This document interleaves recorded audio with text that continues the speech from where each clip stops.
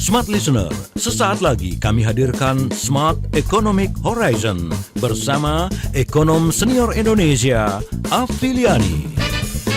Luaskan cakrawala informasi pengetahuan Anda seputar dunia ekonomi, keuangan, dan perbankan di Indonesia. Mari dukung pertumbuhan ekonomi Indonesia. Selamat mengikuti. Ada banyak hal yang menjadi sebuah fokus perhatian kita ketika diri kita dan juga keluarga serta seluruh masyarakat Indonesia memang punya peran penting untuk bisa paling tidak meminimalkan inflasi. Nah, seperti yang sudah kita ketahui bersama bahwa dampak dari kenaikan BBM ini mempunyai side effect yang begitu luar biasa, dari mulai turunnya daya beli dan otomatis berpengaruh terhadap laju ekonomi nasional. Tetapi hal itu tidak hanya berhenti sampai dengan di situ, ini merupakan sebuah PR bersama yang harus menjadi pengentasan tidak hanya dari pemerintah daerah tetapi terlibat juga masyarakat di Indonesia. Hari ini kita akan bahas tentang kontribusi pemerintah daerah dalam mengendalikan inflasi bersama dengan Ibu Afiliani, ekonom senior Indonesia. Selamat sore menjelang malam Bu Afi. Halo, selamat malam. Apa kabar Sehat ya Bu semuanya? ya? Sehat, Bu, alhamdulillah. saya nggak mau berlama-lama nih Bu, karena ini hal yang menjadi konsentrasi dari semuanya, termasuk bangsa kita Betul sendiri. sekali. Sebelum kita bahas tentang kontribusi pemerintah daerah Bu, yang digadang-gadang katanya sudah mencukupi kuota 50% untuk dananya. Boleh Ibu disampaikan seperti apa perkembangan inflasi saat ini setelah Baik. naiknya harga BBM? Jadi memang BBM itu menjadi faktor penting dalam membuat inflasi ya. Salah satunya adalah BBM dan biasanya kedua adalah pangan.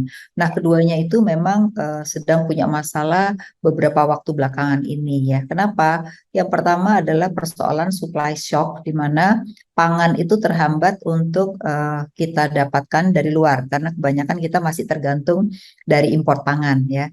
Nah, supply shock itu terjadi karena memang transportasi antar negara ini terganggu sehingga delivery daripada pangan itu menjadi melambat sehingga kalau dalam hukum ekonomi kan kalau supply lebih rendah daripada demand maka harga pasti naik ya.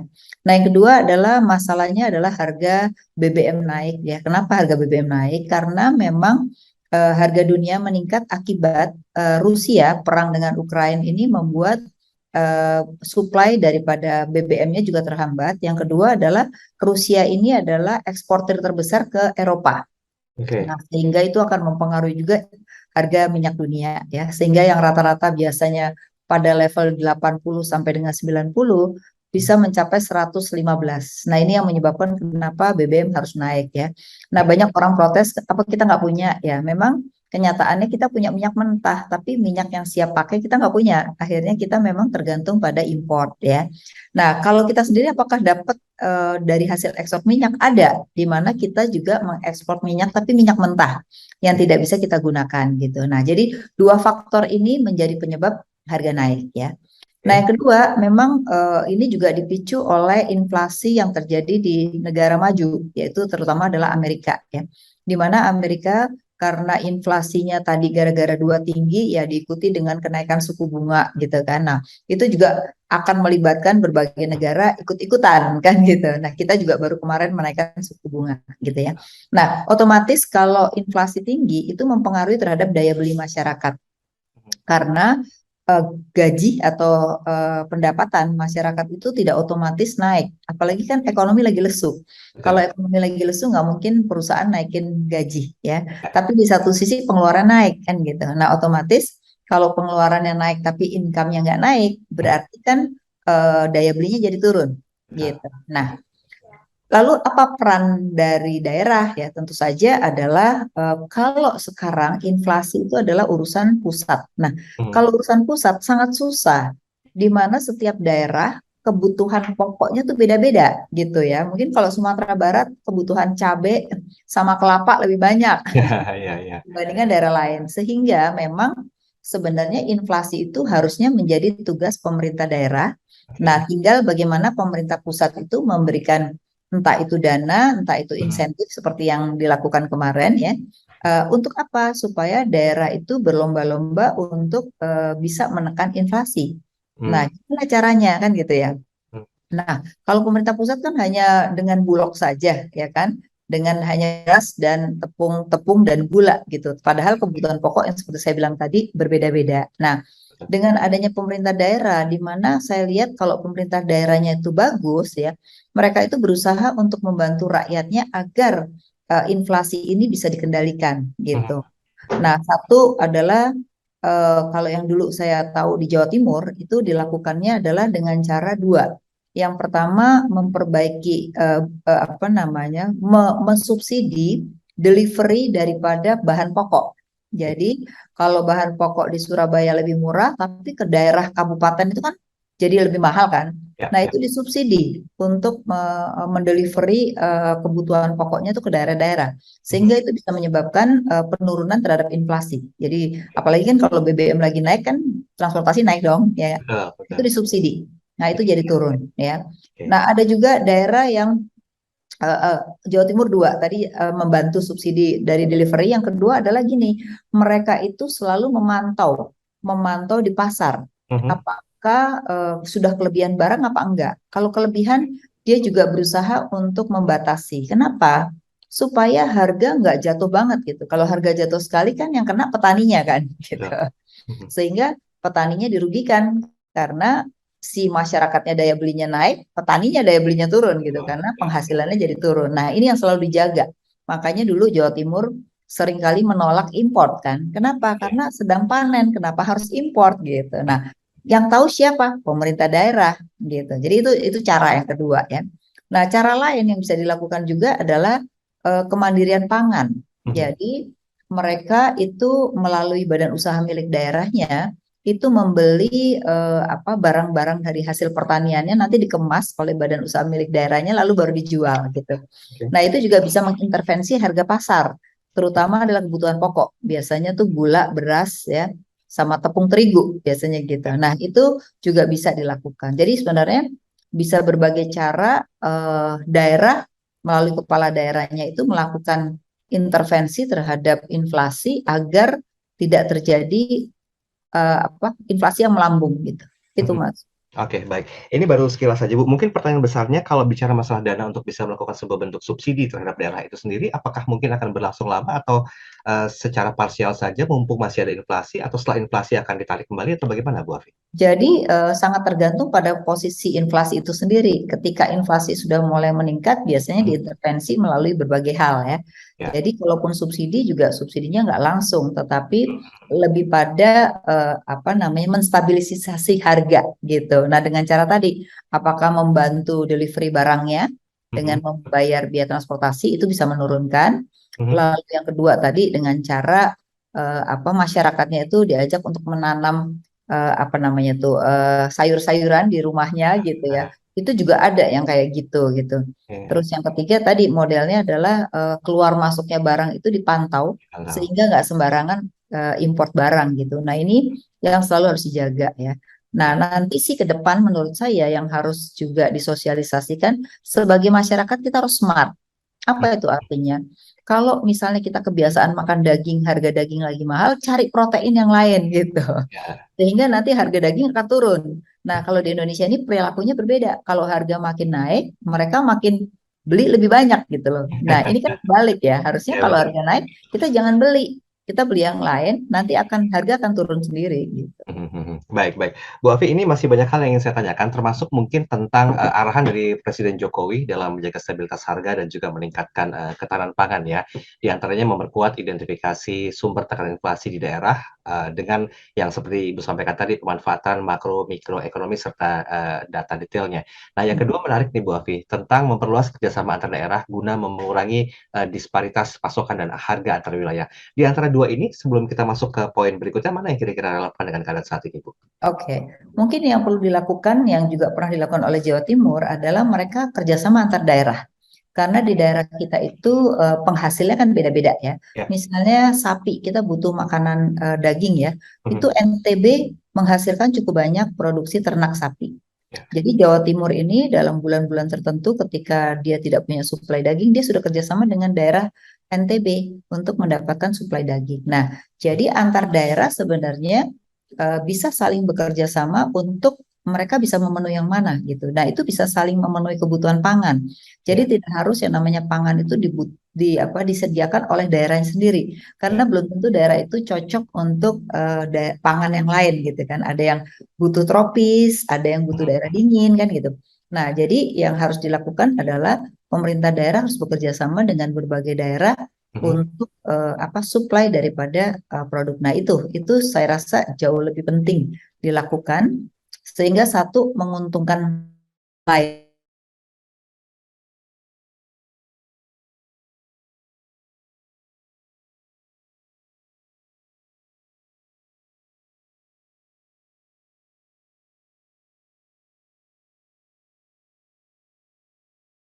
Bahasan kita tentang kontribusi pemerintah daerah dalam mengendalikan inflasi. Ini baru beberapa contoh saja yang disampaikan oleh Ibu Afi bahwa memang sebetulnya kemandirian untuk daerah itu diperlukan agar tidak lagi menjadi sebuah beban untuk pemerintah pusat. Nah, bagaimanakah sebetulnya peran kontribusi yang lebih dalam lagi?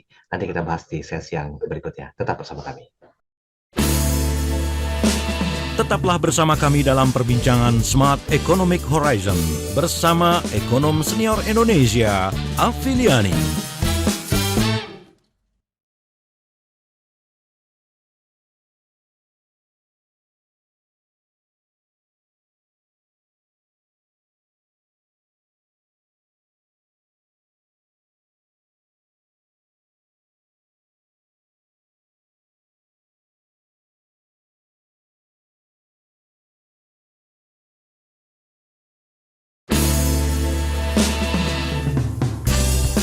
Kembali Anda ikuti Smart Economic Horizon bersama ekonom senior Indonesia, Afiliani.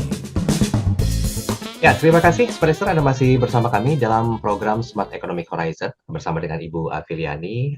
Kita hari ini bicara tentang kontribusi pemerintah daerah dalam mengendalikan inflasi. Ini merupakan sebuah hal yang begitu penting ya ketika bahan bakar minyak dinyatakan naik oleh Presiden Joko Widodo bersumber karena mungkin perkembangan minyak dunia dan juga masih banyak penyebab-penyebab lainnya, otomatis pergerakan harga pun berubah. Dan di sisi lain, seperti yang disampaikan oleh Bu Afi tadi, gajinya belum tentu naik ya Bu ya, tapi kebutuhan untuk daya beli masyarakat juga semakin turun karena tidak mendapatkan sebanyak seperti biasa dibelanjakan tetapi berkurang. Nah, ini bukan hanya menjadi beban dari pemerintah pusat saja tetapi pemerintah daerah pun bisa berkontribusi. Bu Afi, kalau tadi saya sempat menyampaikan tentang hal yang disampaikan oleh Pak Jokowi bahwa kita perlu memperluas kerjasama antar daerah atau KAD istilahnya guna mengurangi disparitas pasokan harga antar wilayah. Nah, bagaimana Bu dengan daerah-daerah yang bisa dikatakan berprestasi? Apakah juga ini menjadi sebuah perhatian Bu untuk melakukan extra effort berkontribusi terhadap inflasi di Indonesia? Ya, jadi saat ini kan kalau kita lihat Menteri Keuangan memberikan insentif ya, Ya. yang inflasinya bisa rendah di bawah 5% tuh dikasih insentif 10 miliar gitu. Nah, ini menarik gitu ya, Mhm. supaya mereka tuh berlomba-lomba untuk mendapatkan, kan pemerintah daerah kayak manusia biasa gitu. Jadi kalau ada pertandingan pasti suka gitu. Iya. Tapi sebenarnya Ya, ya. kalau menurut saya tidak hanya itu, tapi juga mungkin perlu dipikirkan bagaimana mendapatkan dana yang nanti bisa untuk menstabilkan. Karena menstabilkan itu bisa dari sisi supply, Ya, bisa dari sisi demand ya, gitu. ya. Nah, bisa saja kalau itu bisa dilakukan sangat bagus lagi. Sehingga tidak hanya 10 daerah yang mendapat insentif, tapi semua provinsi itu bisa melakukan hal yang sama sehingga Mhm. inflasi kita tuh bisa dijaga pada nilai yang sangat rendah. Saya rasa itu juga hal yang baik ya. Kalaupun Ya, sekarang udah insentif udah bagus lah gitu. ya. Tapi ke depan menurut saya perlu diberikan dana untuk menjaga stabilisasi harga. Ya, nanti Oke. soal mereka apakah di tingkat petaninya apa di sisi demand-nya, saya rasa pemerintah daerah yang bisa mengaturnya. Tapi perlu diberikan dana untuk itu, Mhm. gitu. Oke. Bu Afi, tentang sinergi dari TPIP dan juga TPID yang masih terus diupayakan lewat berbagai langkah, seperti kita tahu ada istilah tentang 4K ya, keterjangkauan harga, ketersediaan pangan, pasokan, kemudian juga kelancaran distribusi dan komunikasi efektif. Ini, bagaimana Ibu Afi melihatnya? Apakah memang juga bagian dari kontribusi daerah sebagai sebuah strategi atau bagaimana Bu Afi? Oke. Jadi gini, TPID itu kan hanya bisa memberitahukan nih inflasinya tinggi, yang menjadi Ah, penyebab ah. inflasinya apa gitu ya. Nah, tapi kan tidak bisa memfollow up untuk Ya, mengintervensi apakah ini di sisi distribusinya gitu ya, terus siapa yang akan membayar dari sisi distribusinya. Nah, itu tugas pemerintah daerah. Jadi TPID masih sangat dibutuhkan untuk memberikan signal Ya. apa yang perlu dilakukan dari kalau tadi diusulkan dana tambahan tadi itu bisa dilakukan ya. Oh, Mhm, kalau misalnya ini masalah transportasi berarti transportasinya yang harus dibantu gitu. mhm, Tapi kalau masalahnya adalah supply-nya kurang, maka perlu dibantu untuk mencari sumber-sumber supply agar tidak jadi harganya terlalu tinggi gitu. Nah, mhm, kalau dari sisi demand sih saya lebih melihat itu bisa diatur satu melalui si demand-nya sendiri, bagaimana mengatur pola makan mereka gitu. Kalau lagi mahal ya jangan dibeli yang itu gitu. mhm. Karena kan banyak sumber pilihan, ya kan? Ya, ya. Nah, yang kedua bisa jadi kalau dari sisi demand juga si pemerintahnya dalam Mhm, arti kalau harga itu naik, gimana caranya untuk mendapatkan sumber dari pangan itu yang harganya lebih murah gitu ya. mhm, Atau tadi pemerintah yang membeli ya, mhm, kemudian yang memberikan kemasan tuh pemerintahnya. Jadi mhm. artinya di sini pemerintah membeli dengan harga tertentu Ya. gitu ya, supaya petaninya juga nggak terlalu jatuh gitu. Mhm, mhm. Nah, itu juga bisa dilakukan. Jadi bisa macam-macam sih kalau ada uangnya gitu. Memudahkan segalanya ya, Bu, ya. Baik, Ibu, saya boleh kombinasikan dengan pertanyaan yang masuk di WhatsApp ya, Bu, ya? Ini sudah ada, sebentar, dari Pak Sitompul. Kalau Pak Sitompul menanyakan begini, "Ibu, dari informasi yang saya terima dan sempat saya baca, ada beberapa daerah yang mendapatkan, subsidi hingga mencapai miliaran rupiah. Daerah mana saja, Ibu? Dan apa yang menjadi sebuah pertimbangan pemerintah sehingga daerah tersebut mendapatkan bantuan yang begitu fantastis?" Oke, sebenarnya subsidi khusus untuk ini itu nggak ada sebenarnya.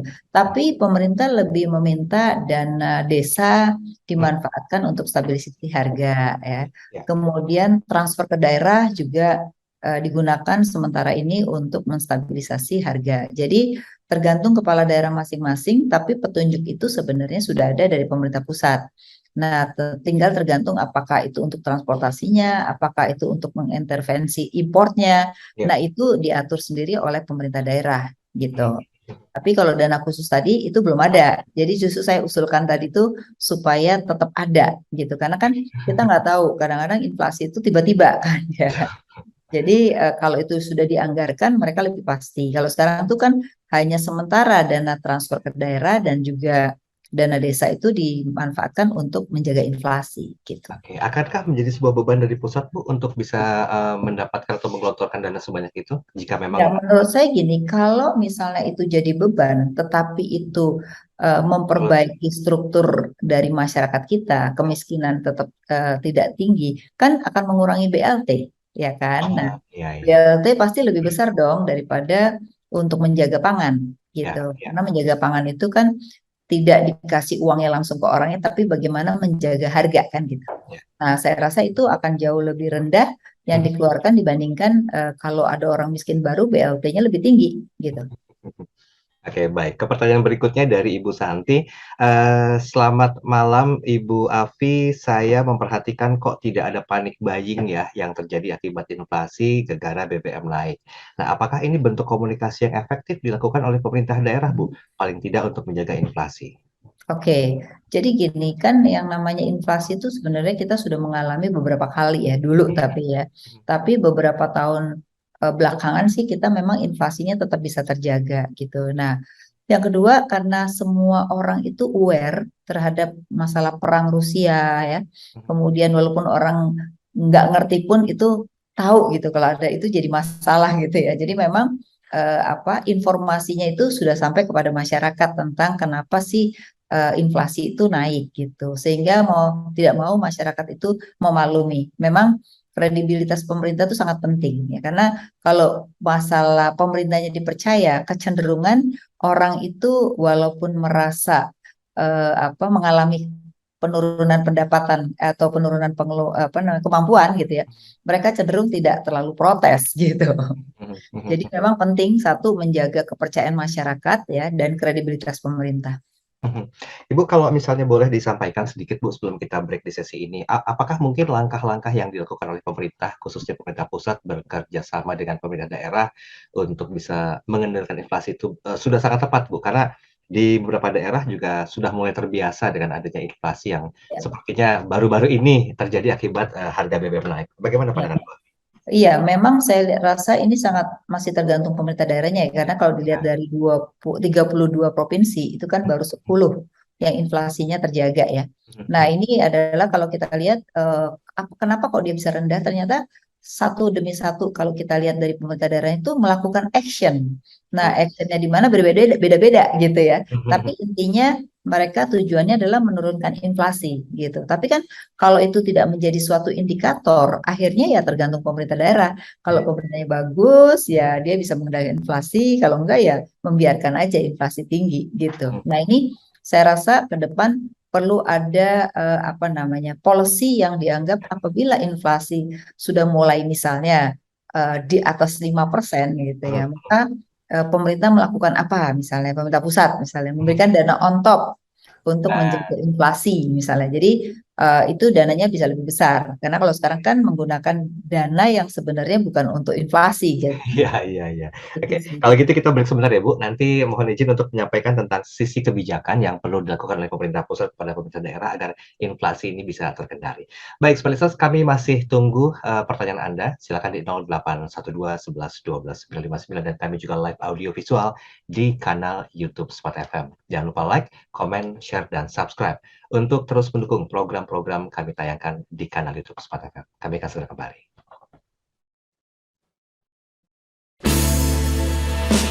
Tetaplah bersama kami dalam perbincangan Smart Economic Horizon bersama ekonom senior Indonesia, Afiliani.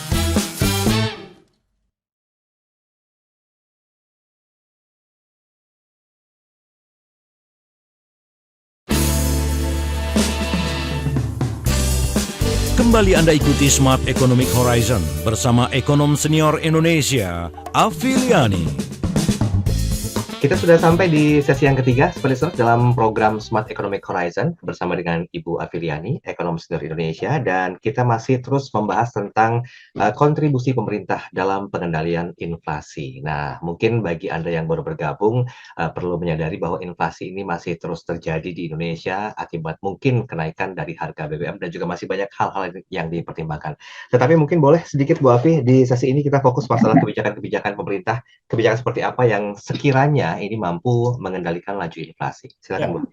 Jadi inflasi itu kan satu disebabkan karena faktor eksternal atau faktor internal ya. Ya. Nah, kalau kita lihat yang saat ini terjadi adalah lebih karena faktor eksternal sebenarnya ya, di mana supply shock dan juga perang Ukraina dan Rusia itu tidak bisa kita hindari ya.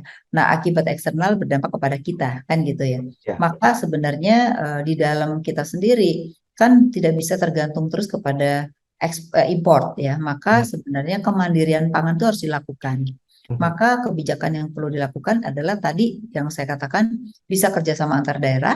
Yang kedua memenuhi kebutuhan sendiri mungkin dalam rumah tangga karena sekarang di berbagai negara itu sudah mulai rumah tangga diajar untuk bagaimana menanam di wilayah rumahnya yang terbatas tidak ada tanah gitu. Jadi model hidroponik gitu ya itu dilakukan sehingga mereka tidak perlu harus nyari kemana-mana tapi bisa panen di rumahnya sendiri. Nah ini juga salah satu hal yang menurut saya bagus sekali karena otomatis kita sebagai masyarakat kapan waktunya kita harus mandiri kita lakukan kemandirian itu ya.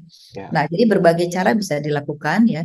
Nah perlu kebijakannya kayak apa ya? Menurut saya untuk saat ini mungkin untuk yang kelas menengah atas kan nggak ada problem terhadap hal ini ya. Mau inflasi berapapun dia masih punya daya beli. Tapi kalau kita lihat jumlah di Indonesia ini ada 100 juta orang yang perlu dipikirin.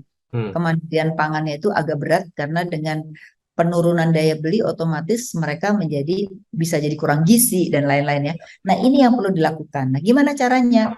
Kalau mereka harus punya infrastruktur sendiri untuk menanam kan nggak mungkin. Jadi mungkin bisa disubsidi daripada infrastrukturnya. Jadi untuk menanam tuh misalnya kalau hidroponik kan butuh alat ya. Nah itu misalnya pemerintah bantu dari situ ya, bibit misalnya. Nah udah dengan begitu kan orang mulai untuk mandiri pangan. Lama-lama kan itu menjadi kebiasaan. Sama juga ketika kita pandemi kan, orang yang tadinya nggak pernah olahraga sekarang olahraga gitu kan, itu karena dipaksa keadaan. Nah orang Indonesia itu selalu harus dipaksa dengan keadaan dulu baru bisa melakukan itu. Gitu. Power of Kepepet Nah, keluar ya. Jadi itu secara household ya, secara keluarga gitu dengan cara mungkin kemandirian pangan. Yang kedua dalam bentuk besar kerjasama antar daerah ya. Kalau kita misalnya butuh beras, kerjasama yang mana aja sih? Misalnya daerah Kerawang, dari mana gitu ya. Terus kalau butuh tadi daging, oh dengan NTB gitu. Nah, jadi NTB-nya pun bisa beternak lebih banyak lagi dengan skala ekonomi yang lebih besar kan. Harga jadi murah dong gitu. Ya, ya. Itu bisa dilakukan. Jadi sebenarnya banyak cara yang bisa kita lakukan dengan mengendalikan inflasi walaupun itu berdampak dari luar ya. Nah, sedangkan kalau BBM sendiri ya menurut saya memang kita harus mulai mikirin bagaimana transportasi itu bisa dibantu oleh pemerintah selama harga itu lagi tinggi gitu. Tapi kalau harga BBM udah turun ya dilepas lagi gitu ya. Nah, ini mungkin juga perlu bikin aturan kalau harga berapa pemerintah bisa membantu subsidi untuk delivery pangannya gitu. Oke, baik-baik. Saya sambung ke pertanyaan yang masuk di WhatsApp. Ini sudah ada Ibu Bella. Kalau Ibu Bella bilang begini, bagaimana dengan pengaktifan kembali Satgas Pangan, Bu? Mampukah ini menghilangkan satu permasalahan yang berhubungan dengan suplai pangan di daerah, mengingat Satgas ini juga melibatkan pemerintah daerah dan kontribusinya terhadap peran swasta serta pusat? Menurut saya sih nggak perlu ya, karena dengan ada Satgas ini jadi malah birokrasi, malah birokrasi gitu.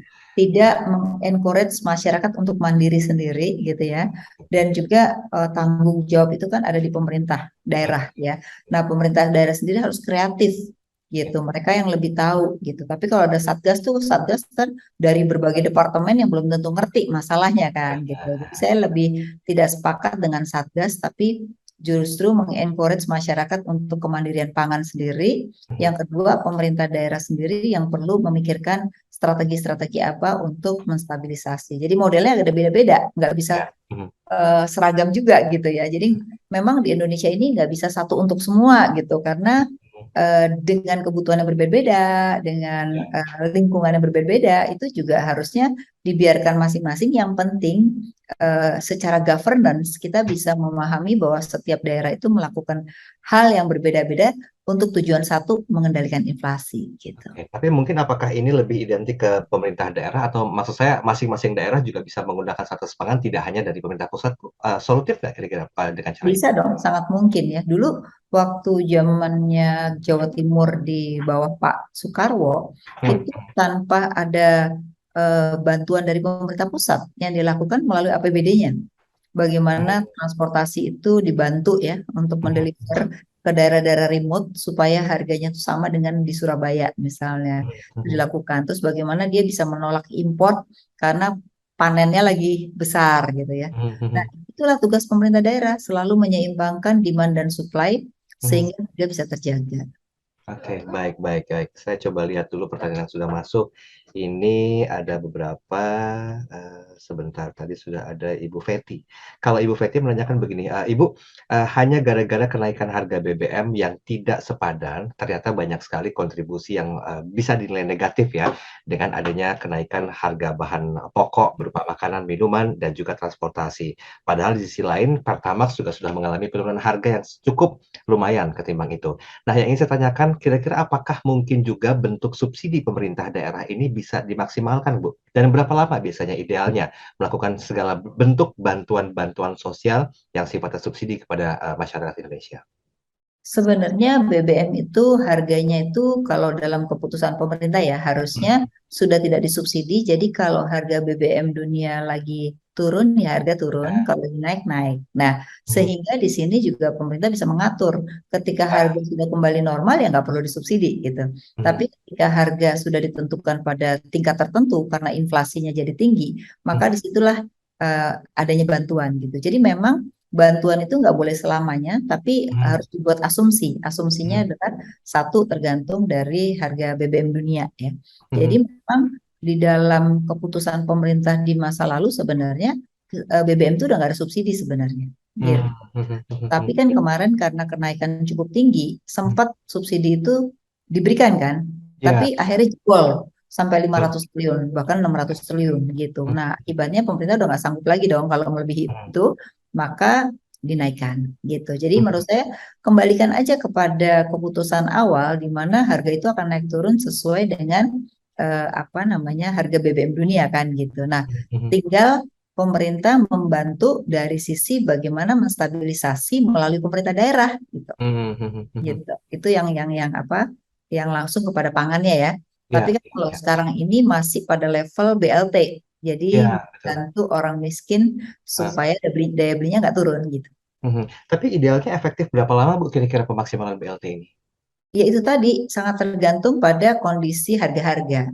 Kalau Oh, misalnya perang Ukraina sama Rusia ini sampai tahun depan, ya mau terus tidak mau berlangsung ya? masih lah mahal, jadi tetap harus Iya, iya. dilakukan ya. Memang konsekuensinya pemerintah jadi terjadi pembengkakan hutang Iya, gitu. iya, iya.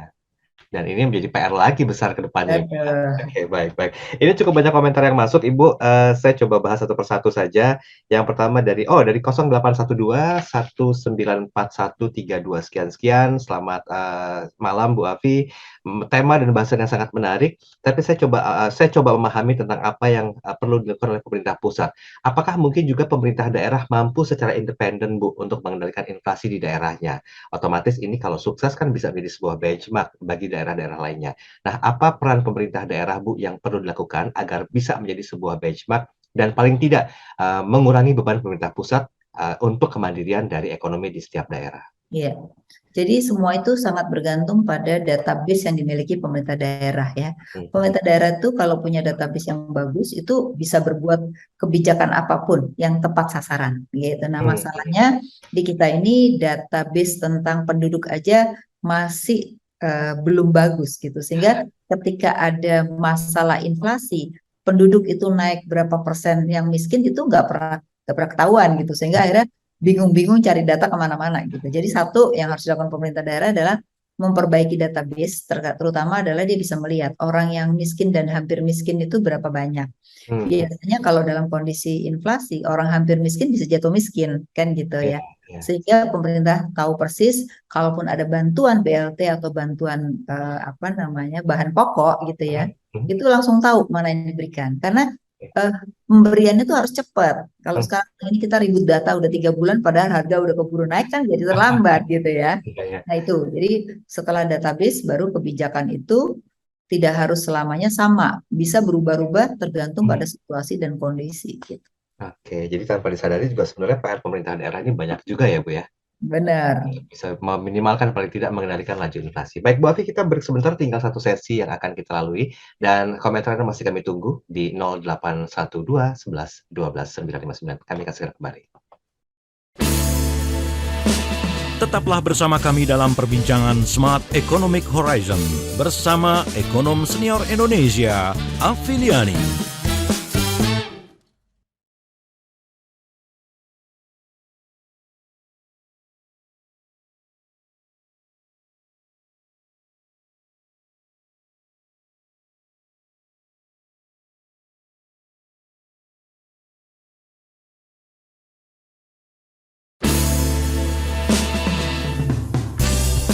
Kembali Anda ikuti Smart Economic Horizon bersama ekonom senior Indonesia, Afiliani. Oke, Smart Listener, kita sudah sampai di sesi yang terakhir dan tidak terasa kontribusi pemerintah daerah dalam mengendalikan inflasi ini memang perlu menjadi sebuah harapan bersama dan juga tindak polk bersama ya, tidak hanya jadi beban pemerintah pusat, tapi juga menjadi beban dari pemerintah daerah. Dan hari ini kita akan coba maksimalkan tentang step by step-nya dan ada beberapa komentar yang masuk bahwa ini Leti. Kalau Leti memberikan komentar, saya setuju dengan statement-nya Bu Afi bahwa pemerintah daerah itu memang harus bisa berkontribusi paling tidak untuk daerahnya masing-masing. Nah, tetapi bagaimana dengan kebijakan-kebijakan daerah yang kadang-kadang suka berganti dan juga berubah? Apakah ini juga menjadi sebuah kendala, Bu? Dan apa saja kendala yang dihadapi pemerintah daerah untuk bisa paling tidak meminimalkan inflasi? Silakan Bu Afi. Ya. Jadi kadang pemerintah daerah ini mereka itu gini, tergantung pada SOP, makanya di dalam apa kebijakan itu perlu ada diskresi ya. Karena kadang-kadang inflasi yang tiba-tiba dan harus diintervensi itu kan membutuhkan dana ya. Nah, sekarang ini kan problema kita itu adalah atau kendala kita adalah APBD itu selalu sudah ada SOP dan sudah ada perencanaannya. Jadi Hmm, ketika harus merubah dalam jangka pendek itu nggak mudah, butuh pengajuan dulu, persetujuan. Nah, ini yang mungkin menurut saya harus bisa lebih fleksibel ya, sejauh bisa dipertanggungjawabkan dan bisa secara governance itu dilakukan gitu. Dan itu menurut saya harus berlaku untuk yang lain juga kebijakannya. Contohnya ketika krisis lah. Ketika krisis karena kebijakan kita itu tidak bisa memindahkan dengan cepat dan gampang, akhirnya nunggu persetujuan. Akibatnya apa? Dana yang mau dialihkan untuk kemiskinan itu dapatnya malah lebih lama, gitu. Padahal orang miskin itu kan butuh makan gitu ya, dan butuh cepat dapat BLT gitu. Nah itu akhirnya jadi lama gitu. Jadi menurut saya ke depan ini dengan kondisi situasi ketidakpastian itu makin besar, baik itu krisis maupun masalah inflasi, maka perlu ada fleksibilitas untuk masalah-masalah tertentu ya, masalah inflasi misalnya. Kemudian masalah kalau ada krisis ya, pemerintah harus melakukan action yang cepat untuk membantu masyarakat, itu diperbolehkan gitu untuk lebih fleksibel untuk mengalihkan anggaran gitu ya. Nah sekarang ini kan nggak mudah mengalihkan anggaran. Nah itu juga jadi problema tersendiri bagi pemerintah daerah maupun dampaknya kepada masyarakat gitu. Oke. Tapi kalau tadi Ibu Afi sampaikan dengan melakukan banyak sekali aktivitas-aktivitas kemandirian di daerah ini, apakah mungkin ini masih bisa dilakukan ketika inflasi sudah selesai atau paling tidak udah bisa kembali menuju ke arah normal, Bu Afi? Enggak, jadi kan tadi yang saya katakan kalau memindahkan itu adalah kalau memang terjadi perubahan ya kan, situasi dan Oh, kebutuhannya jangka pendek ya kan. ya. Tapi kalau sudah itu enggak lagi terjadi ya itu kan dana bisa dikembalikan lagi dalam arti Oke. kembali normal sesuai dengan perencanaan gitu. Nah, yang masalah itu kan fleksibilitasnya itu. Iya, lebih fleksibel. Baik. Dua penanya terakhir. Ini sudah ada Ibu Pak Teo. Pak Teo menanyakan begini, malam Bu Afi dan juga Mas Daril, kalau bicara masalah kontribusi pemerintah daerah dalam mengendalikan inflasi, memang ini merupakan sebuah PR bersama. Tapi saya yakin pemerintah daerah pun total harus memberikan kontribusi agar tidak melulu menjadi beban dari pemerintah pusat. Nah, bagaimana peran aparatur daerah seperti gubernur dan juga aparat-aparat lainnya? Bagaimana mereka bisa mengendalikan laju inflasi paling tidak memberikan satu kenyamanan ekonomi kepada masyarakat sekitarnya. Ya, jadi tadi ya sebenarnya gubernur itu kan di level provinsi dan kabupaten kota itu wali kota dan bupati kan gitu. Nah, jadi itu harus ada koordinasi juga mana yang bisa menjadi anggaran dari bupati wali kota, mana yang memang anggaran provinsi. Jadi juga jangan double-double gitu ya, karena rakyat kabupaten nama kabupaten dan kota itu sama dengan provinsi kan gitu. Nah, ini jadi mungkin juga bisa bagi-bagi antara provinsi dengan kabupaten atau provinsi dengan wali kota gitu ya, untuk berbagi peran di dalam membantu memerangi inflasi gitu. Nah, jadi polisinya juga nggak bisa sama. Mungkin dalam satu provinsi kalau misalnya punya 10 kabupaten, setiap kabupaten mungkin beda-beda gitu, sehingga juga nggak perlu dikasih sama kan gitu. Nah, kebutuhan yang satu berapa sih gitu. Nah, itu juga harus jelas gitu, karena kebanyakan kepala daerah kita tuh gini, oh kalau dapat berapa nih kan gitu. Jadi hitung-hitungannya tuh uangnya gitu, bukan kebutuhannya untuk apa. Jadi menurut saya ke depan ini mungkin harus diprediksikan untuk daerah A berapa, daerah B berapa sesuai dengan kebutuhan dan strategi apa yang akan dilakukan. Karena strategi nggak boleh sama juga, harus beda-beda tergantung kebutuhan. Karena treatment tiap daerah juga berbeda ya Bu Afi ya. Benar. Oke, baik. Ini yang satu terakhir saya setelah periksa ini sudah ada Pak Christian. Saya baru bergabung, selamat malam Bu Afi. Tadi sempat mendengar tentang istilah daerah berprestasi. Nah, yang ingin saya tanyakan, bagaimana daerah berprestasi ini bisa lebih mandiri Bu Afi? Paling tidak mengurangi beban pemerintah daerah tersebut agar tidak lagi keteteran dari pemerintah pusat untuk menggelontorkan dananya. Daripada harus BLT dan juga bantuan terus, kan Ya. bisa memaksimalkan peran potensi daerah unggulan tersebut terhadap inflasi. Apa yang harus dilakukan, Bu Afi? Ya, jadi memang dengan pola insentif yang diberikan pemerintah pusat, ya pemerintah daerah tuh mereka paling nggak berlomba-lomba untuk melakukan bagaimana mengendalikan inflasi gitu ya, Ya. sehingga mereka bisa mendapatkan insentif gitu. Itu suatu kebanggaan sih buat mereka gitu. Jadi memang segala sesuatu itu jangan dipaksakan, tapi dengan sistem insentif saja itu bisa merubah kebijakan gitu ya. Terus yang kedua ya memang kalau kita lihat dari 10 daerah yang mendapatkan award atau insentif ini, itu adalah kepala daerah yang memang sangat care sama masyarakat. Jadi memang yang dia lakukan terhadap pengendalian inflasi itu bukan karena insentif gitu, tapi lebih karena mereka ingin memperbaiki struktur kesejahteraan masyarakatnya, jangan sampai banyak yang miskin kan gitu. Nah, jadi memang sekarang masih saya lihat dari 10 yang dapat itu masih lebih pada kesadaran si kepala daerahnya sih untuk mengendalikan inflasi dibandingkan karena iming-iming insentif gitu.